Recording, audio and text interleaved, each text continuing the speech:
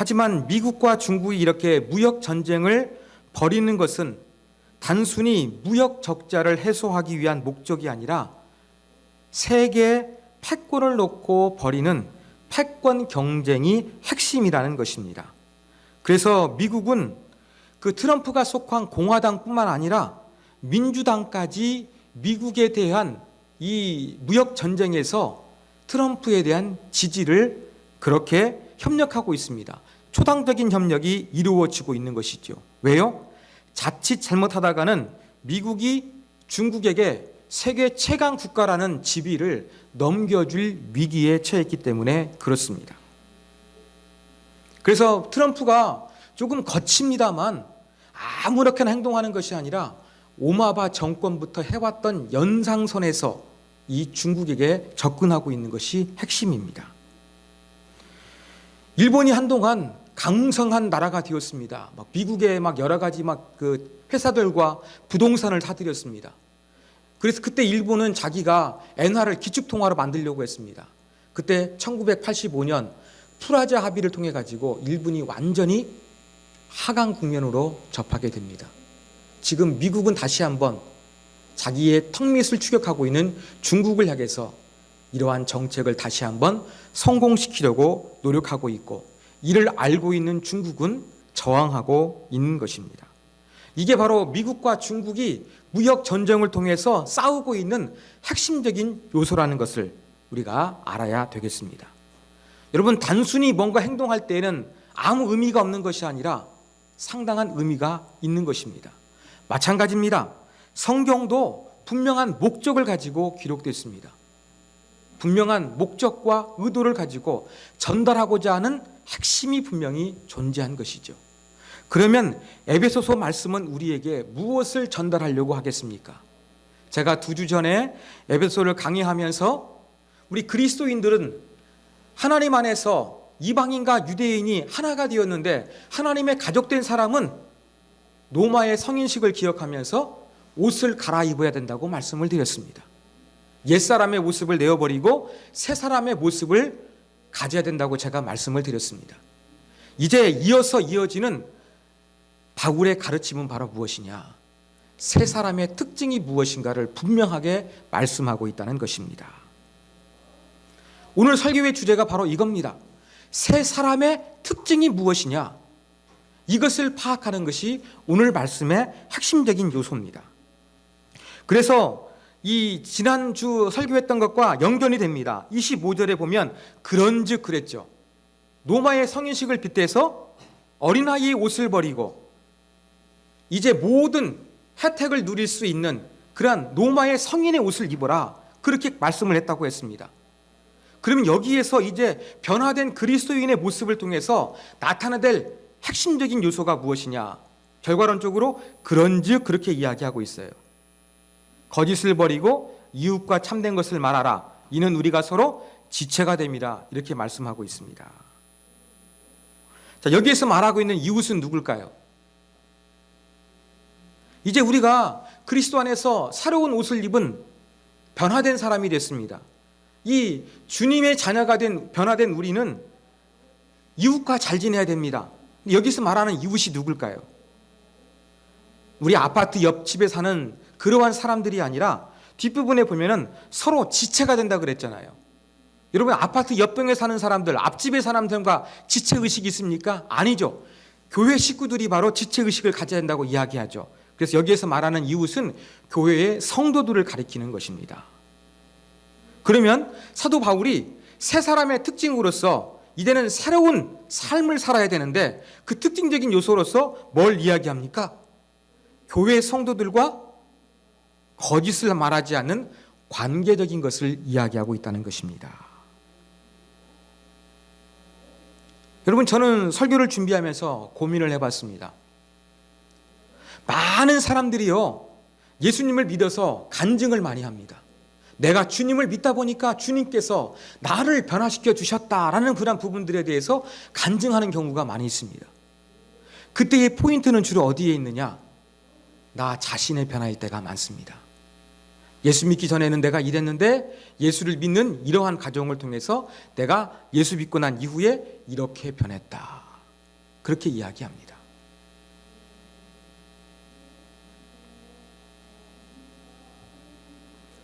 그런데 사도 바울은 그리스도 안에서 새 옷을 입은 새 사람이 변했는데 각자 너희의 어떠한 내면적인 변화가 있느냐? 이러한 개인적인 차원의 내면적인 변화를 이야기하는 것이 아니라 관계적인 변화를 언급하고 있다는 거예요. 왜 바울은 이렇게 관계적인 것을 강조하고 있는 것일까? 저는 고민을 했습니다. 아무리 말씀을 연결시켜봐도 사도 바울은 예수님을 통해서 내가 욕심을 버려놨다, 온유해졌다, 내가 이기적이지 않게 됐다, 어떤 자기중심적인 이러한 어떤 표현보다 관계 속에서 이루어지는 언어를 의도적으로 사용하고 있는 거예요. 왜 이러한 표현을 사고 있는 것일까? 저는 여기에 대해서 많이 묵상을 해봤습니다. 여러분, 제가 저라는 사람이 예수를 믿고서 이렇게 바뀌었습니다 이야기를 하게 되면 제 말이에요. 그런데 여러분께서 보실 때 정성수라는 사람이 예수를 믿고서 이렇게 바뀌었구나 알게 되면 이것은 보다 객관성이 있겠죠. 저는 사도 바울은 바로 이러한 부분들을 위해서 의도적으로 어떤 한 개인의 변화가 아니라 관계성의 변화를 언급한다고 저는 그렇게 해석하게 되었습니다. 내가 아무리 변했다고 주장을 하는데 다른 사람들이 볼 때에 내가 변하지 않는 그런 부분들이 있거든요. 또 관계 속에서 자기는 변했다고 막 그렇게 좋아하는데 사람들과 함께 어울리는 모습을 보면 전혀 변하지가 않았거든요. 그러면 진정으로 변했다는 것이 인정되지 않습니다. 그래서 사도 바울은 새 사람으로 변화된 특징적인 모습으로서 개인의 내면적인 변화가 아니라 관계 속에서 달라져서 사람들이 느낄 만한 그러한 변화가 있어야 진정한 변화다. 이러한 부분들을 아주 주관적인 것보다 객관적으로 잘 드러내기 위해서 의도적으로 관계적인 것들을 언급하고 있는 것으로 보입니다. 그래서 이 세 사람의 특징은 바로 무엇이냐? 인간관계 속에서 나타나는 윤리적인 모습에 대해서 언급하고 있다는 겁니다. 오늘 말씀을 보면 거짓, 분노, 도둑질, 더러운 말, 용서 이런 부분들을 많이 언급하는데 전부 다 바로 무엇입니까? 관계적인 것들입니다. 근데 한 가지 재미있는 것은 사도 바울은 부정적인 것, 소극적인 것과 더불어 대조적으로 긍정적으로 해야 될 것까지 언급하고 있는데 이러한 부분들을 조금 더 자세하게 한번 살펴보도록 하겠습니다. 자, 25절. 그런즉 거짓을 버리고 각각 그 이웃과 더불어 참된 것을 말하라 그렇게 이야기했습니다. 거짓을 버리라는 겁니다.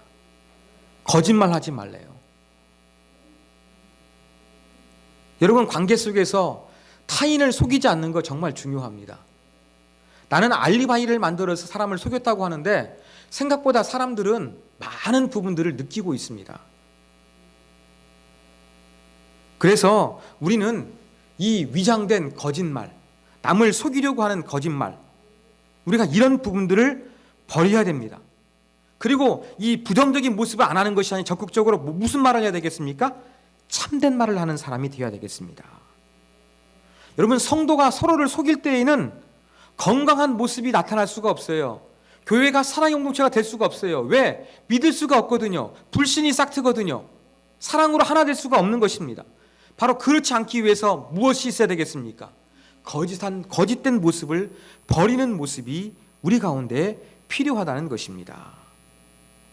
자, 두 번째 언급하는 거 26절. 분을 내어도 해가 지도록 분을 품지 말고 마귀에게 틈을 주지 말라 그랬습니다. 여러분, 사람은 화를 안 낼 수는 없습니다. 감정적으로 이 솟구쳐 오르는 것을 절제하는 것은 매우 어렵습니다.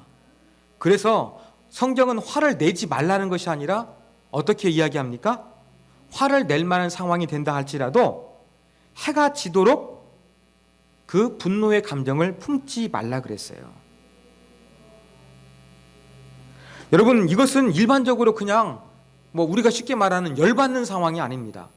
이 분으로 번역된 그리스어를 보면 몹시 썽이 난 상태를 이야기하는 거예요. 아주 막 강한 분노, 아무리 강한 분노라 할지라도 그 날이 지나기 전에는 그날의 분노의 감정, 화난 감정을 전부 다 해소해 버려라. 그래야 마귀에게 틈을 주지 않는다. 그렇게 이야기를 하고 있는 것입니다. 여러분, 이 마음속의 화를 우리가 간직하고 있으면은요, 나 자신도 병듭니다. 그리고 나를 화나게 하는 사람을 용서하지 못해서 분노의 감정이 나올 수밖에 없습니다. 그러면은 건강한 대인 관계가 이루어질 수가 없는 것입니다. 그래서 사도 바울은 이 분을, 너희가 화가 나게 되면 화를 내. 그렇지만 이것을 오랫동안 간직하지 말고 그날에 화났던 거, 열받았던 거, 그러한 모든 것들은 그날 가급적이면 다 잊어버려라. 그래야 마귀에게 틈을 주지 않는다. 그렇게 이야기합니다. 여기 틈으로 번역된 단어는 기회라고 번역할 수도 있습니다. 마귀에게 역사할 만한 그러한 기회를 주지 말아야 한다 그랬습니다. 자, 28절은 또 뭘 이야기합니까? 28절에 보면 도둑질하는 자는 다시 도둑질하지 말고 돌이켜 가난한 자에게 구제할 수 있도록 자기의 손으로 수고하여 선한 일을 하라. 그렇게 이야기하고 있습니다. 자, 도둑질을 이야기합니다. 도적질. 조선시대에 선비가 남긴 유명한 유머가 있습니다. 너무나 배가 고픈데 선비천면에 차마 이 도둑질은 할 수가 없었습니다. 때마침 시장을 지나가다가 아주 좋은 생각이 떠올랐습니다. 시장 한편에 보니까 좌편을 펴놓고 잣을 수북이 싸놓고 파는 상인이 있었습니다. 그 다가가가지고 이것이 무엇이요? 물었습니다. 잣이요. 그래서 이 선비는 한참 먹었습니다. 한쪽 옆에다 보니까 여러분 그 조선시대의 양반들은 갓을 썼잖아요. 그래가지고 이것은 무엇이요? 물었습니다. 갓이요. 그러니까 선비가 가버렸어요. 상인이 여보시오 왜 돈을 안 내고 가시오? 그러니까 나한테 그렇지 않습니까? 잣이요 갓이요 난 그래서 했을 뿐입니다. 그렇게 말했다고 합니다. 여러분, 이 도둑질이라는 거 가난한 옛날에는 더 심했나 봅니다. 그래서 오늘 본문을 자세히 보시면 도둑질하는 자는 다시 도둑질하지 말래요. 그러면 교회 안에 도둑질하는 사람들이 있었음을 전제합니다. 성경을 연구한 학자들은 고대 그리스 로마 사회의 상황을 반영하고 있는데 당시에는 여러분 일용직 근로자들이 매우 많았습니다. 그런데 일자리가 많지 않아요. 일하려는 사람은 많고 일자리는 없으니까 일 단가가 매우 임금이 내려갈 수밖에 없었습니다. 그리고 지금처럼 사회복지제도가 어디 있었겠습니까? 아무것도 없었지요. 그러다 보니까 일은 못하지요. 가족은 먹여 살려야 되겠죠. 하다 보니까 어쩔 수 없이 먹고 살기 위해 가지고 남의 것을 생계형으로 도둑질하는 사람들이 많았습니다. 예수를 믿어도 어려우니까 이렇게 도둑질하는 사람들이 많이 있는 거예요. 바로 이러한 상황을 반영해 가지고 지금 뭘 이야기합니까? 다시는 사회가 어려워도 먹을 게 없어도 도둑질하지 말라. 차라리 긍정적으로 다른 사람을 구제할 만한, 도와줄 만한 일하는 사람으로 바뀌어야 된다. 그렇게 이야기를 하고 있다는 것입니다. 여러분, 교회 안에도 이러한 도둑질 조심해야 됩니다. 제가 미래를 공부할 때 그 연구단체는 서울 강남의 아주 큰 교회, 우리나라를 대표했던 교회에 출신 교육자들이 많았습니다. 그때 제가 들었던 얘기가 충격적인데요. 큰 교회도요, 이권을 바라보면서 교회 나오는 사람들 많고, 아무리 그 교회에서 제자훈련을 잘 시켜도 그 교회에서도 부정을 행하는 사람들이 있는 부분들을 그 교육부서 담당자가 하는 얘기를 제가 들었습니다. 깜짝 놀랐습니다. 제 동기 목사가 개척을 했습니다. 되게 어려워요. 그런데 이 동기 목사가 무엇을 알았냐면 자기랑 함께 제자 훈련했던 이 동기생들이 자기에게 10만 원씩 후원하기로 한 거예요. 그런데 이 후원금을 보내줬던 총무 집사님이 있는데 이 총무 집사님이 중간에서 그 돈을 전부 다 가로챈 거예요.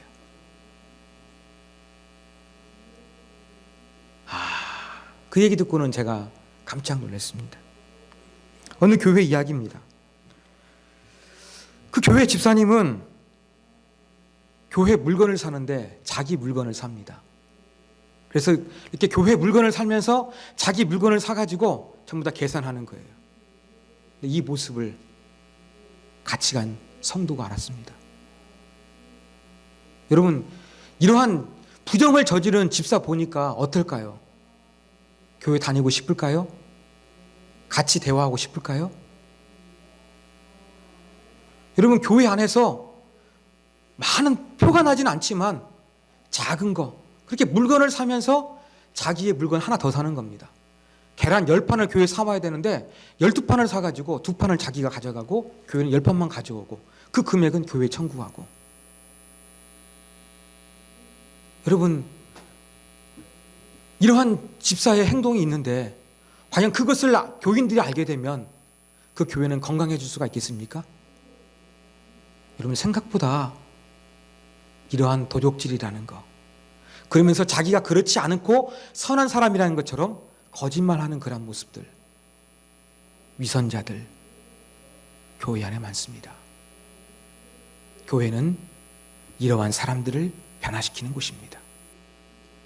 사도 바울이 했던 것처럼 도둑질하는 자는 다시 도둑질하지 말라 그래 것처럼 교회는 이러한 사람들을 세워나가야 되는 것입니다. 그 다음에 29절입니다. 더러운 말은 너희 입 밖에도 내지 말고 선한 말을 하여 듣는 자에게 은혜를 끼치도록 하라. 여러분, 더럽다라고 번역된 단어는 역겨운, 썩은, 부패한, 악취나는 그러한 뜻이에요.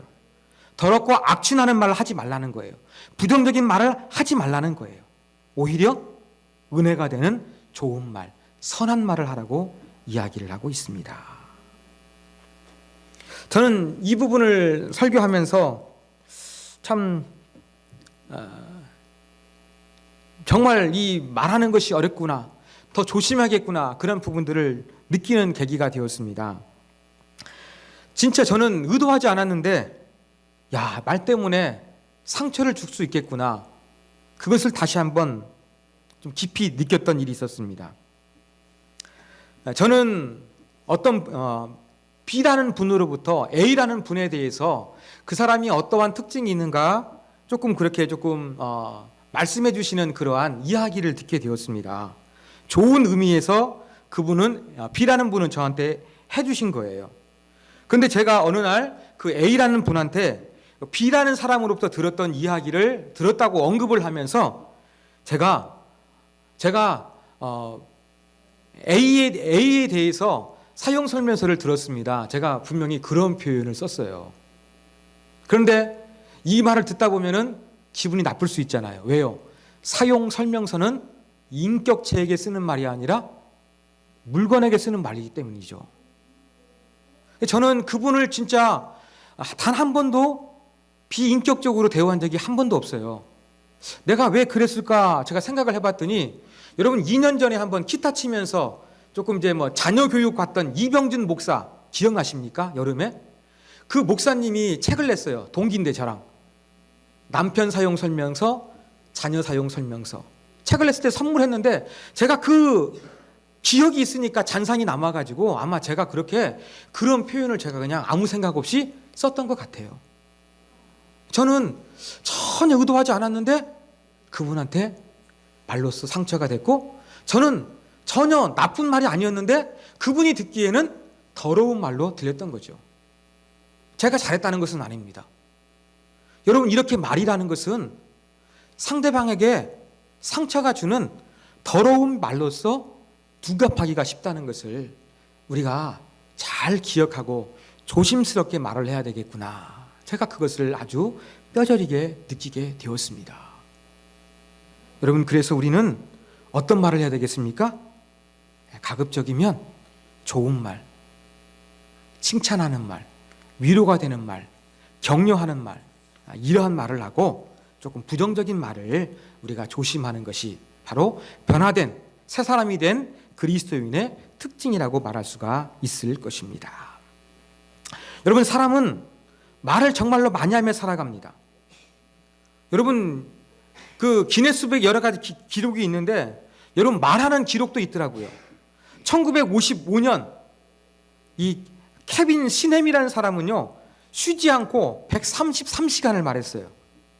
1975년 팀 하티라는 사람은요, 무려 144시간을 쉬지 않고 말해서 신기록을 세웠습니다.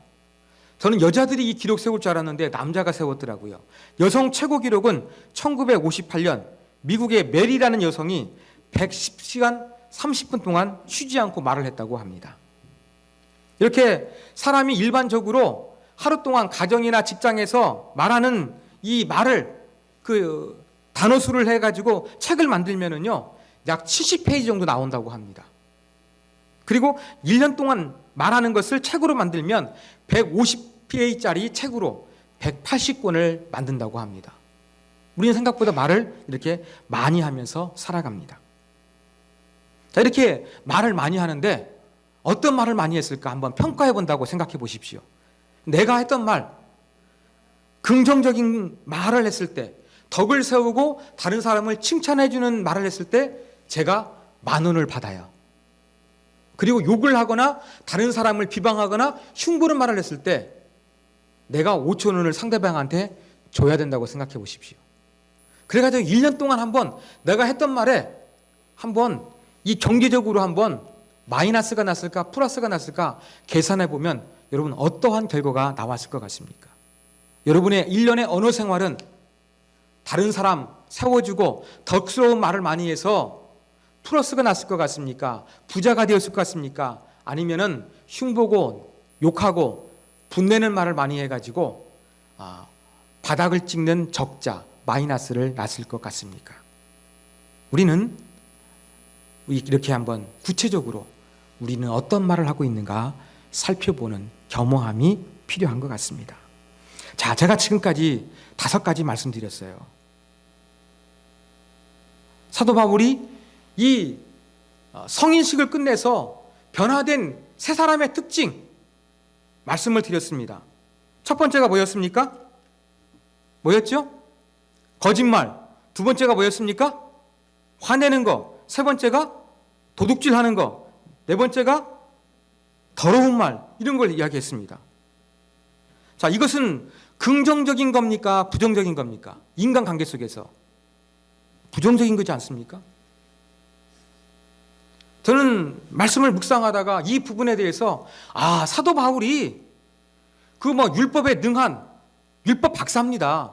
여러분, 학문을 많이 연구하는 학자는 이상적이고 현실을 모르는 사람도 되게 많잖아요. 저는 사도 바울이 언급하고 있는 인간관계, 그리고 여기에서 언급하고 있는 부정적인 것만을 집중적으로 언급하는 걸 봤을 때 사도 바울이 공부를 많이 해서 현실을 모르는 사람이 아니었구나. 저는 이것을 느끼게 되었습니다. 여러분, 사도 바울은 이 부정적인 많은 것을 언급하면서 인간관계의 어려움을 분명히 알고 있었다는 것이 증명되고 있는 거예요. 바울은 이 사람이 변했지만 인간관계 속에서 변하지 않으면 진짜 변화가 아니다. 그리고 이 부정적인 부분들이 해결되지 않으면 진정한 변화가 아니다. 새 사람이 아니다. 바울은 이러한 부분들을 알았나 봅니다. 그래가지고 의도적으로 새 사람의 특징으로서 내면적인 건 한마디도 하지 않고 뭘 이야기합니까? 인간관계를 언급하고 인간관계를 언급한다 할지라도 거기에서 좋은 말, 추상적인 말, 듣기 좋은 말 하는 것이 아니라 정말로 우리가 실천하기 어려운 부정적인 그런 부분들을 집중적으로 언급하고 있다는 것입니다. 여러분, 바로 바울은 열정이 있었어요. 어떤 열정이 있겠습니까? 예수를 믿어가지고 그냥 교회 안에서 축복성을 불러주면 사랑합니다 말하는 것이 아니라 이방인과 유대인이 정말로 하나가 되는 거였어요. 거짓말하지 아니하고 화내지 아니하고 도둑질하지 아니하고 더러운 말 하지 않고 서로 사랑하는 좋은 관계를 맺는 거, 정말로 바울이 원했던 거예요. 도둑질을 다시하지 말라고 했던 것처럼 교회 안에서 나쁜 짓 하는 사람들이 많이 있었지만 그러한 사람들을 변화시키는 교회, 복음으로 그런 사람들을 새롭게 하는 교회, 이런 부분들을 정말로 사도 바울은 꿈을 꿨다는 것을 저는 말씀 속에서 묵상해 보았습니다. 여러분, 우리도 한번 이러한 부분들을 생각해 봤으면 좋겠습니다. 우리의 인간관계는 어떠합니까? 여러분들 다 예수님 믿으시잖아요. 옛사람의 자아를 버리고 예수 그리스도 통해서 새 사람이 되셨잖아요. 이방인이나 유대인이나 우리 모두는 다르지만 하나님 안에서 영적인 가족이 되었잖아요. 그러면 우리는 어떻게 살아야 되겠습니까? 그러면 우리의 인간관계는 어떠해야 되겠습니까? 이제 이 바울의 심정을 안다고 한다 그러면 우리도 정말로 인간관계 속에서 내가 어떠해야 되는가, 진지한 성찰이 필요합니다. 지금까지 나는 누구를 위하는 행동을 했는가? 이 부분을 우리가 살펴봐야 되겠습니다. 오늘 본문 보면은 대표적인 두 가지가 또 등장합니다. 27절, 마귀로 틈을 타지 못하게 하라. 마귀에게 기회 주지 말라는 거예요. 30절, 하나님의 성령을 근심하게 하지 말라. 그렇게 말을 했습니다. 여러분, 마귀로 기회를 주는 생활을 하고 있습니까? 그리고 성령 하나님, 내가 섬겨야 될, 성령 충만해야 되는데 오히려 성령을 근심하게 하는 행동을 하고 있는지, 과연 나는 마귀를 이롭게 하고 마귀에게 기회를 주는 사람인지, 아니면 하나님을 기쁘게 하고 하나님의 영광을 드러내며 성령 충만한 사람인지, 그렇지 못한지 우리 자신은 점검해 봐야 되겠습니다. 이것이 바로 사도 바울의 핵심 메시지입니다. 여러분, 사도 바울은 앞부분에 대해서 교리를 얘기하는 것 같은데 뒷부분에 가면은 이 예수님 때문에 변화되면 정말로 어떠한 모습이 나타나야 되는가, 이러한 부분들을 이야기하는데, 감히 말씀드립니다만 저는 이번 주 설교를 준비하면서 사도 바울이 어떤 마음과 어떠한 그 비전을 가지고 목회했는가, 이 부분을 통해서 저는 조금 발견할 수가 있었습니다. 그래서 저와 여러분도 한번 내 행동, 나도 예수님 믿는 하나님의 가족인데 과연 나도 새 사람을 입은 사람으로서 변화된 모습이 나타난 사람인지, 그렇지 않은지, 마귀에게 기회를 주는 사람인지 아니면 성령을 근식케 하는 사람인지, 내가 누구를 유익하며 누구를 섬기고 있는지 한번 우리가 살펴보기를 원합니다. 사도 바울은 결론적으로 31절, 32절에서 이렇게 이야기를 합니다. 자, 이 본문은 같이 한번 읽겠습니다. 시작. 너희는 모든 악독과 노함과 분냄과 떠드는 것과 비방하는 것을 모든 악의와 함께 버리고 서로 친절하게 하며 불쌍히 여기며 서로 용서하기를 하나님이 그리스도 안에서 너희를 용서하심 같이 하라. 부정적인 거, 긍정적인 거 대조되고 있다고 그랬죠. 예, 여기서도 여전히 나타나고 있어요. 앞부분 부정적인 거 중점 살펴봤으니까 빼고요. 이제 해야 될 긍정적인 거 살펴보겠습니다. 제가 노란색으로 해놨는데 친절한 겁니다. 그리스 단어의 친절의 의미는요, 유익을 주는 거나 도움을 주는 거예요. 관계 속에서 다른 사람에게, 우리 지체들에게 도움을 주고 유익을 주는 그러한 삶을 우리가 살아가야 됩니다. 이게 바로 친절이에요. 이러한 친절은요, 내 마음이 교만하거나 내가 더 조금 높은 자에 있다는 그런 생각이 있으면 절대 안 나옵니다. 내가 마음이 온유해야 돼요. 내가 겸손해야 돼요. 내가 겸손했을 때 그렇게 친절하게 다른 사람에게 도움을 주는 그러한 행동을 할 수가 있습니다. 자, 두 번째, 불쌍히 여기는 거예요. 불쌍히 여긴다는 것은 궁휼이나 자비를 이야기합니다. 자비, 궁휼, 뭡니까? 다른 사람의 필요에 공감하는 공감대가 형성되는 거예요. 다른 사람과 감정이입이 잘 되는 거죠. 예, 우리가 좋은 관계를 형성하기 위해서는 바로 무엇이 있어야 되느냐? 마음속에서 다른 사람과 공감할 수 있는 공감 능력이 있어야 됩니다. 예, 사랑의 마음으로서 공감해 주는 거예요. 같은 마음을 품는 거예요. 예, 이것이 바로 주님께서 원하시는 바른 모습입니다. 자, 세 번째는 바로 무엇입니까? 서로 용서하는 것입니다. 용서하는 거예요. 우리도 하나님께 용서받지 않습니까? 우리가 오늘 예배 드리면서 참회기도 하잖아요. 찬양 부른 다음에 일어나가지고. 여러분 참회기도 하면서 저는 어떤 때 참 뻔뻔한 것 같아요. 매주일 와가지고 하나님을 잘못했습니다. 용서해 주세요. 그리고 평안한 마음으로 주님 만나게 해주세요. 이것을 늘 반복하고 있어요. 어떤 때 보면은 너무 괴로워요. 왜요? 맨날 잘못하면서 용서해 달라고 하니까요. 성경에 보니까 그래도 주님 어떻게 말씀하셨습니까? 70번씩 7번이라도 용서해 줘라. 무한 반복으로 용서해 주시는 하나님의 섭리가 있거든요. 이렇게 나도 참 너무나 뻔뻔하게 죄를 짓는 사람인데 하나님께서 무한 리필로 우리를 용서해 주셨어요. 그러면 우리도 어떻게 살아야 되겠습니까? 우리를 용서해 주신 하나님처럼 다른 사람을 용서해 주는 마음을 가지고 살아야 되겠습니다.